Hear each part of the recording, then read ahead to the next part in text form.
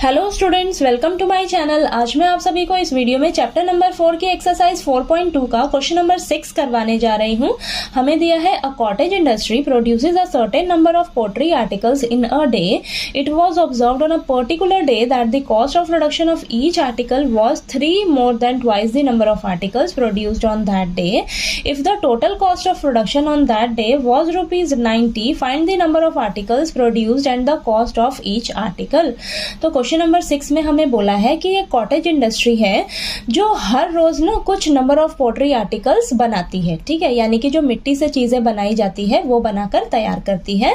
आगे बोला है कि एक दिन ना ऑब्जर्व किया गया, यानी कि नोटिस किया गया कि जो कॉस्ट ऑफ प्रोडक्शन है ईच आर्टिकल की, यानी कि एक आर्टिकल बनाने की जो कॉस्ट है वो हमें क्या दे रखी है। अगर हम नंबर ऑफ आर्टिकल्स का ट्वाइस कर दें और उसमें 3 ऐड कर दें, ठीक है, तो हमारे पास वो क्या आ जाता है, cost of production of each article. ठीक है, आगे हमें दिया है कि उस दिन जो टोटल कॉस्ट ऑफ प्रोडक्शन है ना वो हमें कितनी हो रही है, 90 रुपीज, और हमें number of articles find out करके बताने हैं कि उस दिन कितने प्रोड्यूस हुए, कितने बनकर तैयार हुए नंबर ऑफ आर्टिकल्स, और हर एक आर्टिकल का कॉस्ट कितना पड़ा वो हमें फाइंड आउट करना है। ठीक है, तो चलिए स्टार्ट करते हैं। सॉल्यूशन में सबसे पहले हम क्या करेंगे, जो हमें फाइंड आउट करना होता है उसे हम लेट करके चलते हैं। तो सबसे पहले आप लेट कर लीजिए, let the number of articles produced on that day. तो उस दिन कितने नंबर ऑफ आर्टिकल्स बनकर तैयार हुए, तो उसे हम लेट करके चलते हैं। मान लीजिए एक्स नंबर ऑफ आर्टिकल्स जो है वो बनकर तैयार हुए। ठीक है,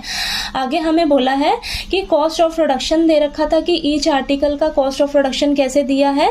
अगर हम नंबर ऑफ आर्टिकल्स का ट्वाइस कर दें तो नंबर ऑफ आर्टिकल्स क्या है, मैंने लेट किया है x, तो इसका ट्वाइस कर दीजिए। ठीक है, और इसमें क्या करिए, 3 ऐड कर दीजिए। ठीक है, तो 3 ऐड कर दीजिए आप। ठीक है, तो आपके पास क्या निकल कर आ जाएगा, cost of production of each article.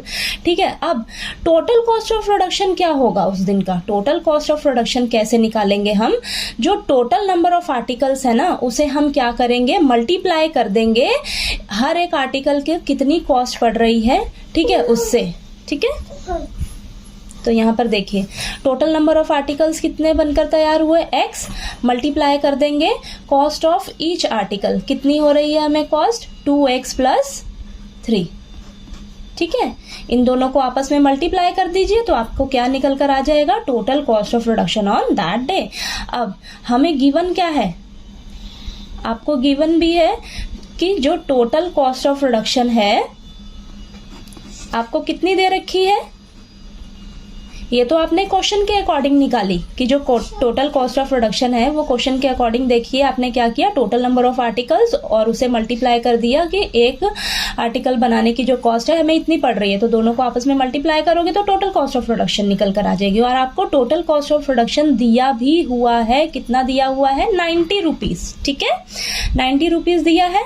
तो आपने ये जो निकाला है देखिए इसके नीचे लिख लीजिए आप, x मल्टीप्लाई 2x + 3, और ये हमें कितना दिया हुआ है, 90 रुपीज। ठीक है, दोनों एक दूसरे के इक्वल हो जाएंगे। अब यहाँ पर इसको आप सॉल्व कीजिए। ठीक है, देखिए x को 2x से मल्टीप्लाई करेंगे तो 2x² आ जाएगा, x को फिर आप 3 से मल्टीप्लाई करेंगे तो 3x = 90। ठीक है, आपका ये जो 90 है इस साइड ले आइए आप। ठीक है, तो 2x² + 3x प्लस का 90 है, इस साइड आकर माइनस का 90 हो जाएगा, = 0। ठीक है, अब ये आपके पास क्वाड्रेटिक इक्वेशन आ गई। इसको चलिए सॉल्व करते हैं नेक्स्ट पेज पे। अब हम इसे कैसे सॉल्व करेंगे, फैक्टराइजेशन मेथड अप्लाई करने जा रहे हैं। तो फैक्टराइजेशन मेथड में हम क्या करते हैं, जो मिडिल टर्म होती है, जो x वाली टर्म होती है ना, उसे हम स्प्लिट करके लिखते हैं। ठीक है, तो आपने नेक्स्ट स्टेप में क्या करना है, लिखिए आप 2x² plus bracket x minus 90 = 0, यानी कि जो x के आगे जो भी नंबर दिया होगा ना उसकी जगह आपने एक ब्रैकेट लगाना है। अब इस ब्रैकेट में ना आपके पास 2 नंबर लिखे जाएंगे, वो 2 नंबर ऐसे होने चाहिए जिसे हम प्लस माइनस करें तो हमारे पास 3 आए, और जिसे हम मल्टीप्लाई करें अगर उन दोनों नंबर्स को तो हमारे पास क्या निकल कर आना चाहिए। देखिए x² का कोफिशिएंट क्या है, 2 है, कांस्टेंट नंबर क्या है, 90 है। अभी साइन को ध्यान मत दीजिए। ठीक है, अब देखिए 2 और 90 मल्टीप्लाई करेंगे तो 180 आया, यानी कि उन 2 नंबर्स को मल्टीप्लाई करने पे आपके पास क्या आना चाहिए, 180। अब ये 2 नंबर्स कैसे निकलेंगे वो ध्यान से समझिए। आपने क्या करना है, इस 180 का ना फटाफट से फैक्टर्स निकाल लेने हैं। तो देखिए फैक्टर्स क्या आएंगे आपके पास, निकालिए। यहाँ पर आएगा ये आपके पास 45, देन ये 3 3 से डिवाइड होगा तो यहाँ पे 15 आएगा, अगेन 3 से डिवाइड होगा तो यहाँ पर 5, देन ये 5 से डिवाइड होगा तो यहाँ पर आपके पास फैक्टर्स क्या निकल कर आए, 2 इंटू 2 इंटू 3 इंटू 3 इंटू 5। ठीक है, अब इन्हीं फैक्टर्स में से ही ये दो नंबर्स निकलेंगे। ठीक है, तो देखिए 2 इंटू 2 4, 4 3 जा इतना कितना आया आपके पास 12 और 3 5 जा कितना आया 15। तो यहाँ पर देखिए 15 माइनस 12 करोगे तो आपके पास 3 आ रहा है, 15 इंटू 12 करेंगे आप तो आपके पास 180 आएगा मल्टीप्लाई करके, यानी कि वो दो नंबर्स कौन से हैं आपके 12 और 15। तो इन दोनों को आपस में माइनस कर दीजिए, 15 माइनस 12 लिख लीजिए तो आपके पास देखिए 3 आ गया ना। ठीक है, तो ये दो नंबर्स मिल गए आपको। ठीक, अब इसको सॉल्व करिए, 2x square plus 15x, x जो है वो दोनों नंबर से मल्टीप्लाई होगा तो यहाँ पर माइनस का 12x minus 90 is equal to 0। अब आपके पास 4 टर्म्स आ गई, इन दो टर्म्स को लीजिए, इन दो टर्म्स को लीजिए तो यहाँ से देखिए क्या कॉमन निकल रहा है, यहाँ पर x कॉमन आ रहा है तो यहाँ बचेगा 2x प्लस 15 और यहाँ पर आपके पास क्या कॉमन आ रहा है, देखिए सेम यही ब्रैकेट वाला ही आपने इस साइड भी बनाना होता है तो यहाँ पर हम कॉमन क्या ले सकते हैं, 6 कॉमन लेंगे। ठीक है, माइनस का 6 कॉमन लेंगे बाहर तो यहाँ अंदर बचेगा 2x प्लस का 15। ठीक है, यही सेम ब्रैकेट वाला ही हमें इधर भी चाहिए होता है। ठीक है, अब देखिए यहाँ पर भी है 2x प्लस 15, यहाँ पर भी 2x प्लस 15 है तो इसको कॉमन ले लीजिए बाहर। ठीक है, तो कॉमन लोगे तो इधर से क्या बचेगा आपके पास x और यहाँ से क्या बचेगा माइनस का 6 इज इक्वल टू 0। ठीक है, अब यहाँ पर एक बार आप 2x प्लस 15 को 0 के इक्वल रखिए और यहाँ पर x माइनस 6 को 0 के इक्वल रखिए। ठीक है, अब यहाँ पर वैल्यू क्या आ जाएगी आपके पास, 2x is equal two plus का 15 है माइनस का 15 हो जाएगा इस साइड जाकर तो यहाँ पर x की वैल्यू क्या आ जाएगी, 2 मल्टीप्लाई में है तो इधर जाकर डिवाइड में आ जाएगा तो x की वैल्यू आ जाएगी माइनस 15/2।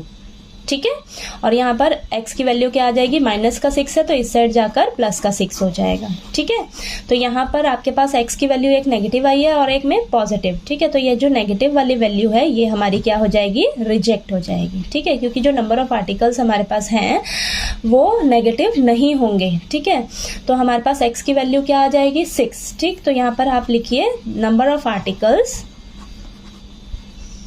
कितना हो जाएगा आपके पास, x लेट किया था तो यहाँ पर 6। ठीक है, नंबर ऑफ आर्टिकल्स कितने हैं आपके पास, 6 बनकर तैयार हुए उस दिन। और जो कॉस्ट ऑफ प्रोडक्शन है वो भी फाइंड आउट करना है हमें ना, cost of production of each article, एक आर्टिकल बनाने की जो कॉस्ट है वो कितनी पड़ रही है हमें, वो कैसे क्या आती है हमारे पास 2x प्लस 3। ठीक है, तो यानी कि x की जगह 6 लिखिए प्लस 3 तो यहाँ पर आ जाएगा आपके पास 12 प्लस 3 यानी कि 15।